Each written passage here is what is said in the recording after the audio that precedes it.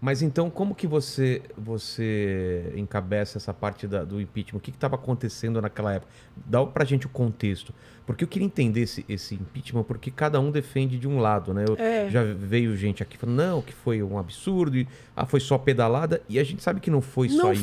Não foi. Se você pegar a minha denúncia, você vai ver que eu narro tudo, mas dá o contexto pra gente, o que estava acontecendo naquela época? Então, relembrar. Até porque tem, desculpa te interromper, mas tem gente muito jovem que nem não vivenciou. Não viveu isso. As pedaladas foram, na verdade, vamos dizer assim, a maneira de contabilizar o rombo decorrente dos muitos desvios. Eram muitas coisas. Isso.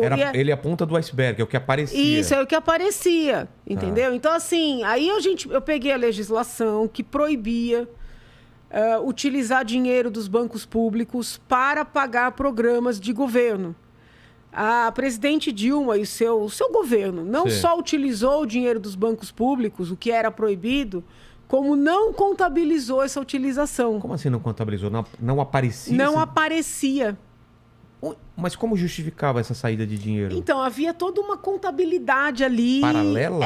Uma contabilidade fictícia. Dá um exemplo pra gente entender. Por isso que na minha sustentação oral eu falo de uma verdadeira fraude. Entendi. Entendeu? Se você pegasse a contabilidade, assim, não ficava claro que estava utilizando dinheiro para fazer empréstimos via BNDES, por exemplo, para Angola, para Cuba.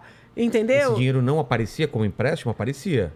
Mas não aparecia que estava sendo utilizado dos bancos públicos. Ah, não? Não. Aparecia como? Então, assim, você tinha todo um problema de contabilidade. Então, assim, por exemplo, de tudo que foram os que a gente chama dos desvios, né? Os bilhões. Tá. Bilhões, né? Bilhões. Quando a documentação a que eu tive acesso, que foi uma investigação feita pelo Ministério Público de Contas, acusava algo em torno de 400 milhões. Tá.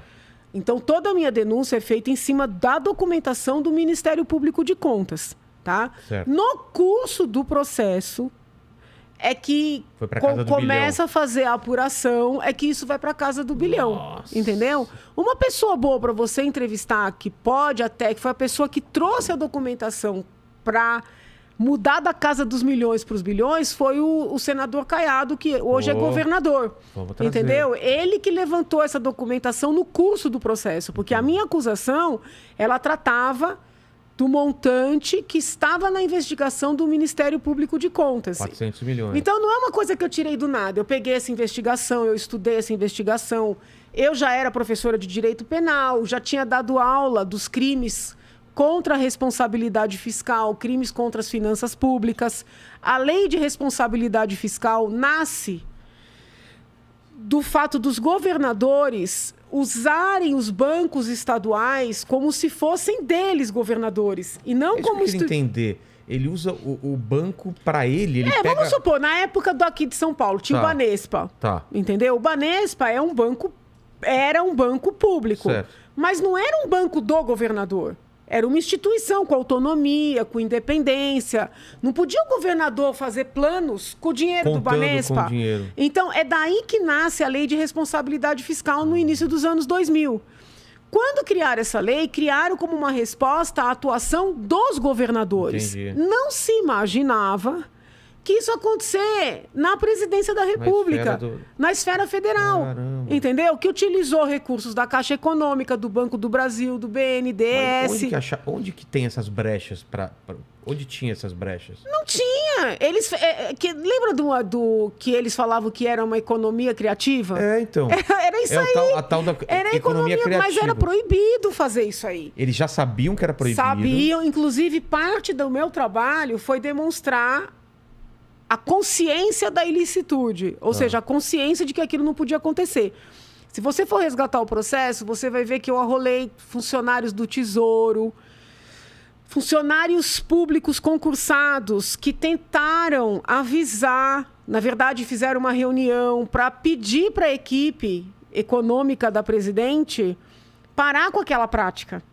Né? Isso, assim, mais de ano antes. Então, o que acontece? Eles foram avisados, eles foram alertados, os técnicos pediram para parar, eles seguiam, entendeu? Então, deixa eu entender, peraí. se eu entender, eu acho que todo mundo aí em casa vai entender.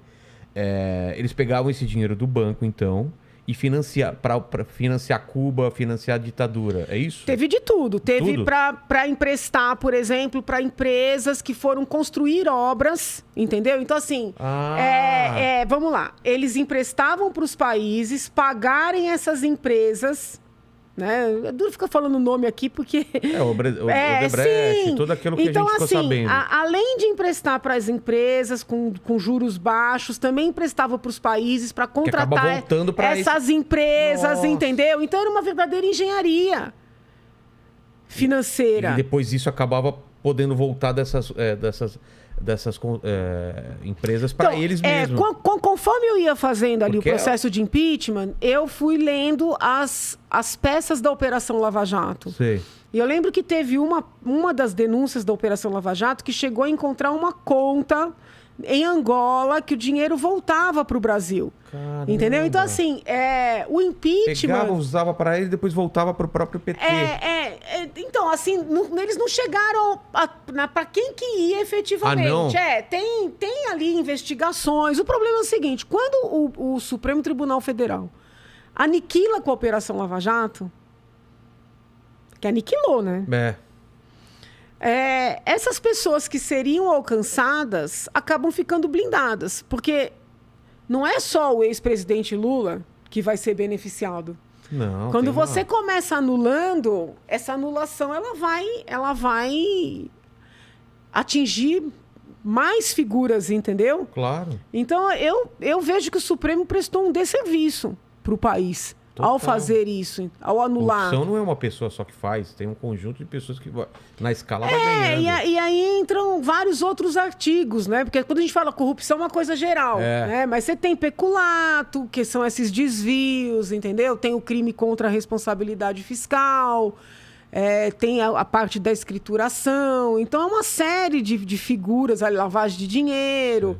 Mas o problema é o seguinte, é duro. Da Dilma, então? Não, do grupo, né? Tá. Do grupo. E ela sabendo dessas operações, porque os próprios ministros dela, em depoimento, disseram que ela era alertada em reuniões, entendeu? De que essa tal economia criativa não poderia ser mantida.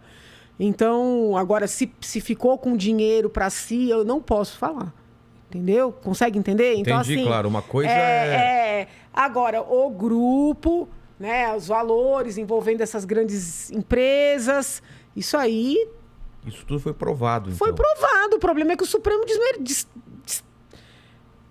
mas estragou, né? Estragou todo o trabalho. E essa atuação do Supremo, ela tem um impacto para trás, de frustração para todo mundo que acreditou dessa depuração, mas tem um impacto para frente também. O que vai acontecer? Porque que promotor, que juiz, que delegado vai ter confiança de fazer um trabalho como esse? Nenhum. Exatamente.